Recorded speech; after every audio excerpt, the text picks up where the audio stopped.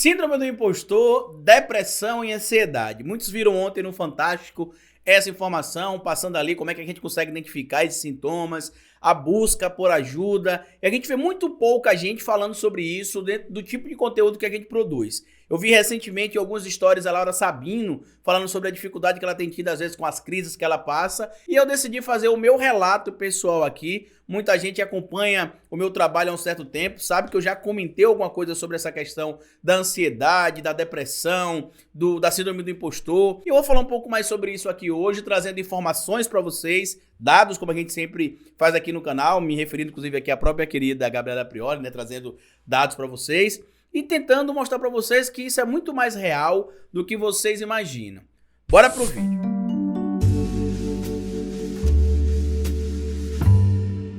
Pois bem, meu povo, antes de seguir esse vídeo eu queria pedir que você deixasse like no começo do vídeo, porque se deixar lá pro final você esquece. Queria pedir a você também que gosta do meu trabalho que seja membro do canal, é bem simples. Basta clicar aqui embaixo no botão seja membro e por apenas R$ 7,99 por mês você se torna apoiador do nosso canal. Se quiser ser um apoiador diretamente pelo Apoia-se, lá você apoia a partir de R$5. Basta ir na descrição do vídeo que tem um link do nosso Apoia-se. Tem também a nossa loja virtual que voltou, muita gente estava pedindo, né? A loja virtual voltou. O link para poder acessar ela é aqui também na descrição do vídeo. Você clica, as camisas lá estão em promoção, o estoque já está acabando, que a gente voltou para fazer uma queima de estoque. E agora, entre o final de julho e início de agosto, a gente está voltando com novas estampas. Então, se você puder adquirir uma das camisas, além de pagar um precinho barato, vai estar por aí desfilando com a camisa representativa e ajudando o nosso trabalho a se manter aqui independente. Você pode doar também pelo nosso Pix, que é esse aqui, ó, o historiadoroficial@gmail.com. Como vocês acompanharam ontem no Fantástico, passou ali uma reportagem numa coluna que eles têm, num quadro novo que eles têm dentro do programa chamado Isso Tem Nome. E ontem eles falaram sobre a questão da síndrome do impostor, depressão e ansiedade. E eu fiz uma pesquisa aqui, de certo modo, que me chocou, me chamou a atenção, porque é um problema que acomete muita gente, eu já sabia disso, tanto a depressão, quanto a ansiedade, quanto a síndrome do impostor. Mas o que me chamou bastante a atenção em relação à depressão e à ansiedade é o local de protagonismo que o Brasil tem na América Latina e no mundo em relação a essas duas pautas. Só para vocês terem noção, hoje estima-se no mundo que cerca de 350 milhões de pessoas sofram de depressão. Aqui no Brasil, quase 12 milhões de brasileiros sofrem de depressão. A gente fica apenas atrás da América no nosso continente aqui e a gente lidera esse ranking na América Latina. Quando a gente fala especificamente da ansiedade, o Brasil lidera o ranking mundial de pessoas ansiosas com cerca de 19 milhões de brasileiros. E foi fazendo essa pesquisa aqui que me chamou bastante atenção uma situação que eu vivo, né? Eu descobri ainda em 2020, no final de 2020, que eu tinha ansiedade. Quando eu era adolescente, eu passava por alguns processos ali que eu achava estranho, em especial em época de prova. Às vezes me dava tremedeira, a mão começava a transpirar, eu sentia falta de ar, ficava ofegante, mas não tinha dinheiro para ir no psicólogo na época, não tinha como fazer um acompanhamento profissional, apesar da escola oferecer, a gente ficava até meio receioso, existia muito bullying na minha geração também, só que a reação ao bullying era um pouco diferente e a recepção também do bullying era um pouco diferente, então a gente engolia muita coisa calado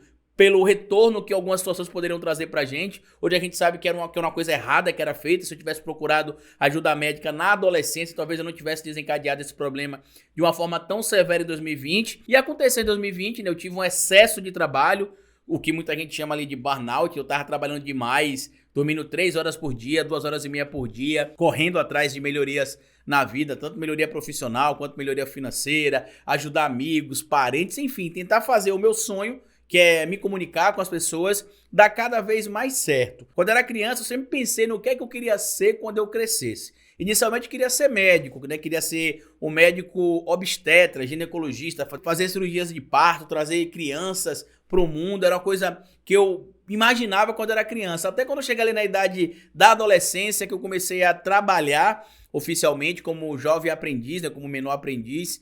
Eu comecei a perceber que não era tão fácil quanto se imaginava ser médico. Além da concorrência ser muito elevada, não tinha ainda tantas universidades públicas ou privadas ligadas a alguns programas, então eu não teria como fazer a Universidade de Medicina do jeito que eu queria. Depois acabou até acontecendo a iniciativa do governo federal, ainda na primeira gestão do ex-presidente Lula, de fazer projetos para ampliar campos universitários, abrir outras universidades, criar projetos de financiamento em universidades privadas. Eu lembro que em 2005, por exemplo, quando um amigo me falou que ele faria em 2005, 2006, não me recordo bem a data, que ele me disse que faria o curso de Direito em universidade privada de graça, tanto eu quanto a turma, que ele foi lá na sala de aula explicar, ele era uma turma à frente da minha, e ele foi na sala de aula explicar que ele ia fazer o curso de graça e foi explicar quais eram os programas que o governo tinha de financiamento ali do próprio governo para que as pessoas estudassem, né? Muita gente nem acreditava, achava que era mentira. Como é que o governo vai pagar a minha universidade privada se o governo não dá nada para ninguém? Essa era a perspectiva que se tinha. E aí o governo Lula mostrou que era o contrário. O governo Dilma também deu continuidade a alguns projetos que a gente sabe, inclusive a abertura de universidades na Bahia, especificamente a Universidade Federal do Sul da Bahia, que fica em Itabuna, e a Universidade do Oeste também foi autorizada a construção durante a gestão da ex-presidente Dilma Rousseff. Mas enfim, a gente enxergava essa questão de ansiedade diferente. E aí quando chegou ali em novembro, mais ou menos, de 2020, eu tava sem aguentar, eu vivia chorando, às vezes não aparecia aqui pra vocês no vídeo, mas vivia chorando. Eu olhava para as pessoas que estavam no meu redor, um monte de gente passando fome, e aí eu olhava que eu tinha um lugar pra morar, coisas pra comer, eu tinha uma condição de vida muito privilegiada em comparação à grande maioria dos brasileiros, em especial durante a pandemia da Covid-19. E aquilo foi me dando uma certa ansiedade, um certo incômodo, uma tristeza foi começando a me acometer ali, e eu não consegui enxergar aquilo como sendo um problema de ansiedade. Comecei a ter alguns problemas com pânico noturno, por exemplo, eu acordava toda a madrugada gritando não, não, não, como se eu estivesse sufocando. Tanto que eu comecei a tomar medicamento para dormir, depois com orientação médica, um medicamento natural. Por isso, porque eu ficava com medo de dormir, porque toda vez que eu ia dormir, eu ficava com medo de morrer dormindo. E qual que era o meu pensamento? Caramba, e se eu morrer, como é que vai ficar minha mãe? Que eu ajudava minha mãe com uma quantia para ela pagar algumas despesas em casa. Eu ajudava minha irmã a pagar a faculdade, eu ajudava meu pai a pagar o plano de saúde, eu ajudava minha irmã a pagar a escola da minha sobrinha. Eu ficava pensando, meu Deus, e se eu morrer? Como é que vai ficar minha mãe? Quem vai ajudar meu pai? Quem vai ajudar minha irmã? Quem vai ajudar minha sobrinha? E minha esposa? Como é que ela vai ficar? Ela tá desempregada, eu não tenho nada. E aí, como é que vai ficar? Como muitos brasileiros devem pensar nisso também e passar por isso sem saber que é uma crise de ansiedade. Até aí tudo bem. E aí quando foi ali em novembro, né, repetindo, em novembro de 2020, ali na segunda quinzena, eu acredito já de novembro, eu fui deitar e me deu uma falta de ar muito grande. E na época vários conhecidos meus já estavam morrendo de Covid, outros pegando Covid e não morrendo, mas tendo situações e quadros, de certo modo, grave. E eu comecei a pensar na hora que eu tava com Covid. Pronto, tô com Covid-19, ferrou. E aí eu fui tomar banho pra poder ir pro hospital. Em 2020 eu não morava com a Ana Paula ainda, tava sozinho em casa. E fui tomar banho e eu lembro que quando a água bateu em mim eu não conseguia respirar. Eu falei, pronto, eu vou morrer aqui dentro do banheiro agora. Comecei a passar mal. Só pra vocês terem noção de como é que tava o nível da ansiedade, né? Que eu descobri depois que era ansiedade. Eu tenho um plano de saúde hoje. Nessa época eu tinha acabado de fazer o plano de saúde. Tinha acho que uns 2, 3 meses que eu tinha feito o plano de saúde. E eu tava com tanto medo de morrer, imagina que eu tava tendo uma crise de Covid, né, problema respiratório por causa da Covid, que eu não fui no hospital que o meu plano atendia.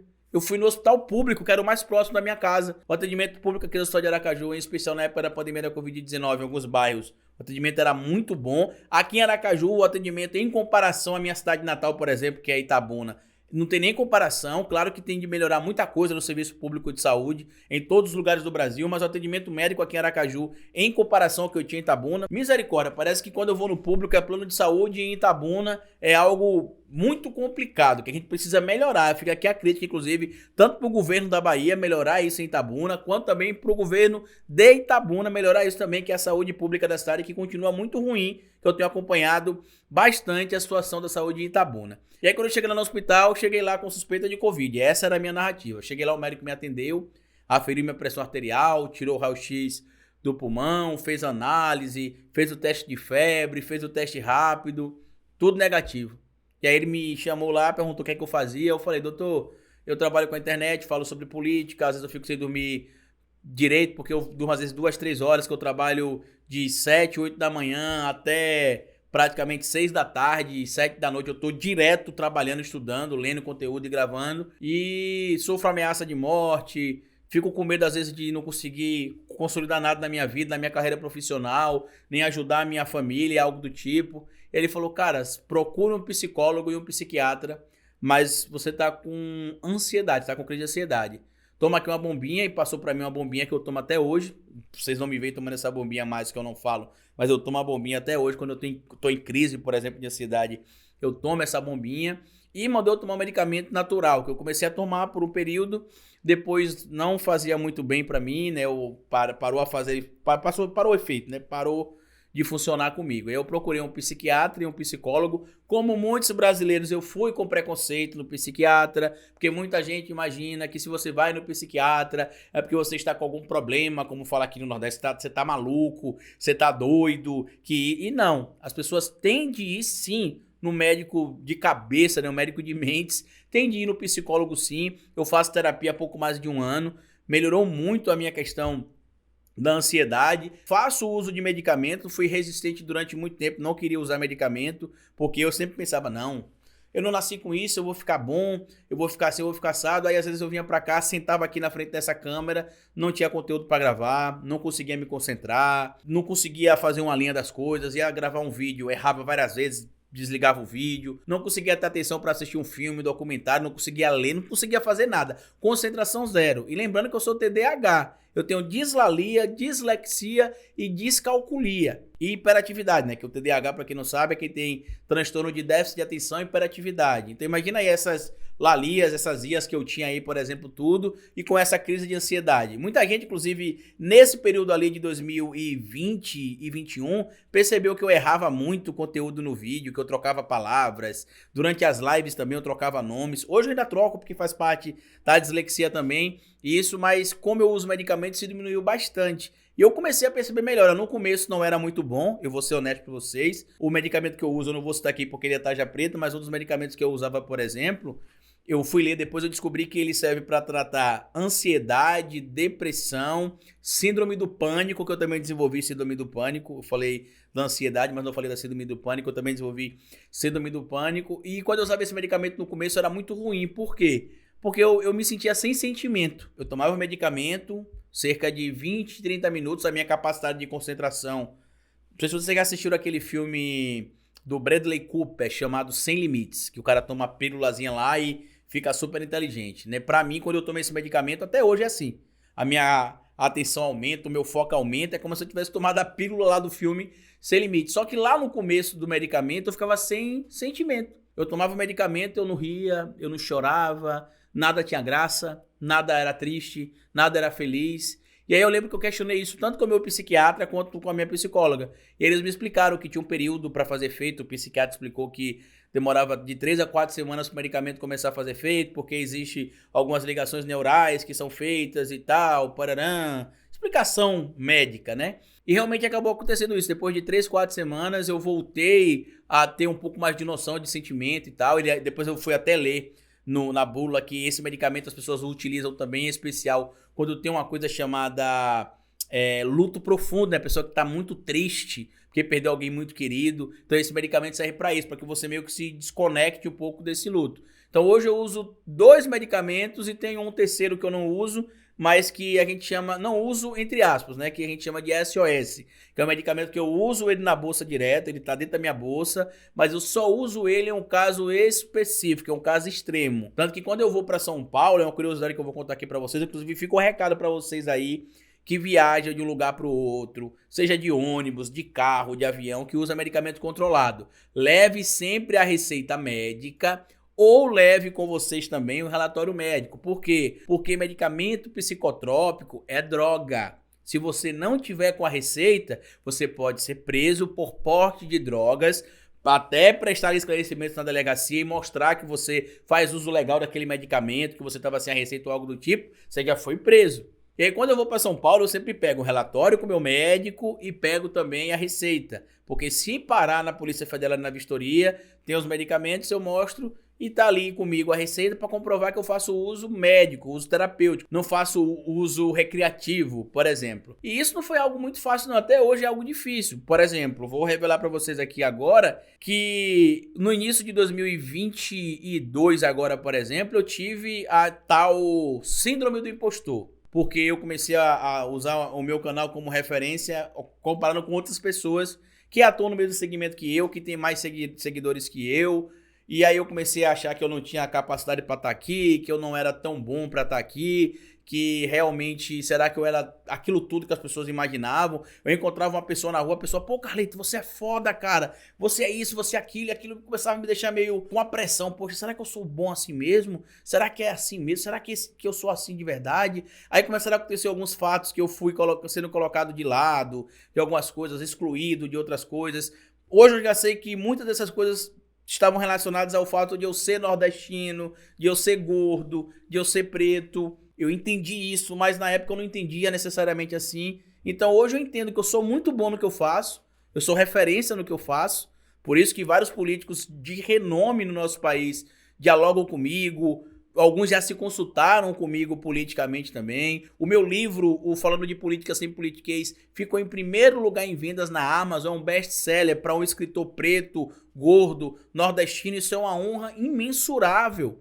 O meu livro, Bora Votar, recentemente, junto com o Falando de Política Sem Politiquês, estavam entre os 100 livros mais vendidos da Amazon. Quando eu viajei para São Paulo recentemente para participar do Avesso Podcast do meu querido amigo Ferrez, da de Holanda, e também fui participar do Inteligência Limitada do Vilela, o meu livro estava entre os 100 livros mais vendidos no Brasil com temática política. E eu lembro que quando eu cheguei para minha psicóloga e falei, inclusive mandar um abraço para ela, viu, Miraneide? Muito obrigado por me aturar, me ouvir, me orientar ali. Hoje, inclusive, eu tô lá. Se você estiver vendo esse vídeo aqui, eu já fui lá hoje. Já falei, inclusive, sobre isso na consulta com ela, né, no nosso papo lá de toda segunda-feira, às 17 horas. Eu questionei com ela, eu falei, poxa, Miraneide, eu tô começando a me questionar se realmente eu sou tão bom quanto as pessoas dizem que eu sou. Porque, por que não acontece isso comigo? Por que tal pessoa que talvez não tenha a mesma capacidade que eu chega lá e eu não chego? Por que até que eu consegui entender que não necessariamente eu preciso estar em um lugar que o outro tá, eu preciso ter um destaque especificamente uma situação que o outro tem,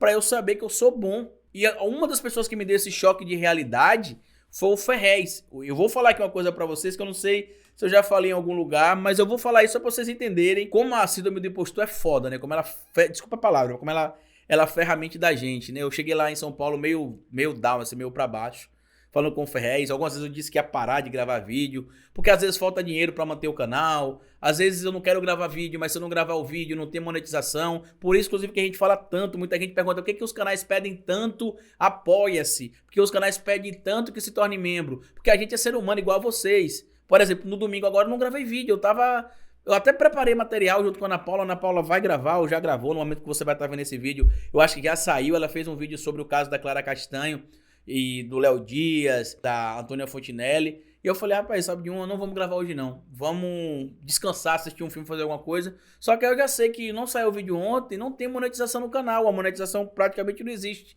E as contas chegam. Por isso que a gente pede tanto pra vocês serem apoiadores do canal, membros do canal, para que a gente tenha uma tranquilidade, que a gente não vire refém da plataforma que tem de produzir 3 vídeos, 4 vídeos. Se eu não gravar vídeo e não ter monetização, é que nem um trabalho. Se você é um trabalho normal, se você não vai trabalhar no seu trabalho, não tem uma justificativa para falta, você não recebe aquele dia. Ele é descontado, é mais ou menos assim que acontece também aqui no YouTube. Eu tava reclamando com o Ferrez que eu tava querendo parar, porque, eu tava cansado. Eu falei, bicho, tô cansado. Acontece isso, acontece aquilo, e a gente fica a pé da vida. Ele, mano, você não pode parar não, pô. Você é referência pra... Isso me deixa até emocionado quando eu falo. Você é referência pra nós aqui, pô. Imagina aí, seu cara gordo, pô, preto, nordestino, baixinho, que tá fora do padrão aí que essa galera gosta. Você acha que isso não incomoda não, mano? Aí ele me falou uma coisa que eu não tornei público isso ainda pra ninguém. Algumas pessoas do bastidor já sabem que eu comentei, mas eu nunca tornei isso público. Eu vou tornar agora para vocês entenderem como é que a síndrome do impostor, como eu já falei para vocês, fode a nossa mente, né? E ele falou assim, mano, eu não precisava te dizer isso, porque eu sei que você é um cara que tem cabeça boa e não fica deslumbrado com o que as pessoas acham ou deixam de achar do seu trabalho. Mas sabe quem é que admira seu trabalho, mano? Eu falei, diga aí. Ele falou, o Mano Brown. Eu falei, que Mano Brown? Mano Brown? Ele é o Mano Brown, mano. O Mano Brown soube que você ia vir aqui, aí me parou com a Dil na porta do Avesso e falou, mano, eu não tenho inveja nenhuma de nada seu. Eu só tenho inveja da sua amizade com tal pessoa e com o Carlito Historiador. Esse mano é foda. E aí isso foi me dar um estalo, porque pra mim o Mano Brown é referência. Pra mim o Mano Brown é um cara que eu escutava música. Tem uma música do Mano Brown, por exemplo, do Racionais MC, na verdade, que eu gosto muito, que é A Vida é Desafio. Eu me vejo muito naquela música, porque... por ser nordestino, às vezes você tem de ser 2, 3 vezes melhor, por ser preto, por ser gordo, enfim. E eu me vejo muito nessa música, né, na música A Vida é Desafio é cantada praticamente toda pelo Ed Rock. E eu me vejo muito nessa música. E aí foi quando eu dei uma parada e falei, caramba, pô, é verdade, cara. Antes disso tinha acontecido a situação do ex-presidente Lula também, que foram convidados 12 pessoas no Brasil para poder participar daquela reunião, né? Eles chamam ali de comitiva de imprensa, né? Coletiva, mas eu prefiro chamar de reunião ali. 12 pessoas e eu tava entre os 12. Então eu sou um dos 12 mais influentes dentro da minha área, pelo menos na visão do grupo da esquerda que é ligado ao presidente Lula. Só que assim, quando a coisa bate negativa, a gente sente mais o negativo, isso é um fato. Depois eu descobri que o Igão também do Podpah segue meu trabalho. Eu mandei uma mensagem, ele fez uma postagem, eu mandei uma mensagem lá e falei, pô, Igão, tá mandrake, hein, cara, que estilo e tal. Ele falou, pô, mano, que foda você falando comigo aqui. Eu acompanho o seu trabalho, mano. O seu trabalho é foda, você é foda. O Luigi também, do Luigi Verso, que você sabe que eu tenho um carinho especial pelo Luigi. E já sei, Luigi, eu tô devendo uma cerveja, eu marquei e furei, perdão. Não precisa você me cobrar mais publicamente, não. Quando eu for em São Paulo, se você estiver em São Paulo, já que você vai voltar pra sua cidade em breve, a gente marca isso aí. Mas eu achei pertinente a gente falar sobre isso aqui pra que vocês entendam que a vida é difícil pra todo mundo.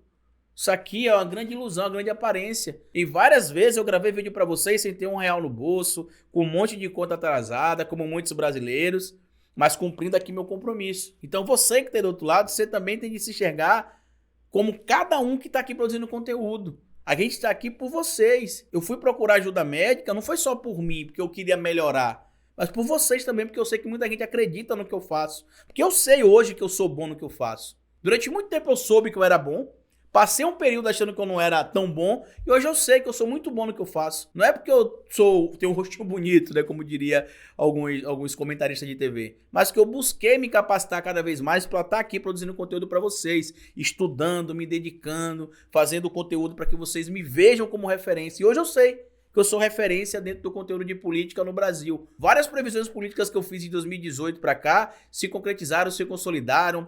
Antes eu me questionava, por que tal emissora não me deu crédito? Por que tal emissora não fez isso? Hoje eu vejo alguns vídeos de canais aí de certa relevância que fazem referência exatamente aos conteúdos que eu faço. Ou seja, provavelmente viram meu vídeo, replicaram e não me deram crédito. E não tem problema, porque eu vou continuar sendo bom no que eu faço, independente deles. Tá bom? Então, se você tem algum problema de depressão, de ansiedade, síndrome do impostor, síndrome do pânico, procure ajuda, porque a gente não pode ficar no fundo do poço, gente. A gente tem de se comunicar, a gente tem de falar, porque só nós sabemos o que estamos passando dentro do nosso coração e dentro da nossa cabeça, beleza? Se esse relato foi importante para você, comenta aqui o que você acha de tudo isso. A gente pode até abrir uma live em breve para falar disso. Eu falei para vocês que eu vou ter um contato em breve, uma live com os seguidores. Quem sabe a nossa primeira pauta não é essa, da live dos seguidores. Beleza? Compartilhe o vídeo, se inscreva no canal, deixa like, me siga nas plataformas digitais, adquira o nosso livro novo, que é esse aqui, ó, Mito, a Cronologia do Caos, tá em pré-venda. Marca um amigo que você acha importante nesse vídeo lá no Facebook, que tá postado na nossa página para poder ver também. Deixe o seu relato aqui lá no Facebook e lembre-se sempre, como a gente fala aqui no final do vídeo, cabeça vazia é oficina para Bolsonaro.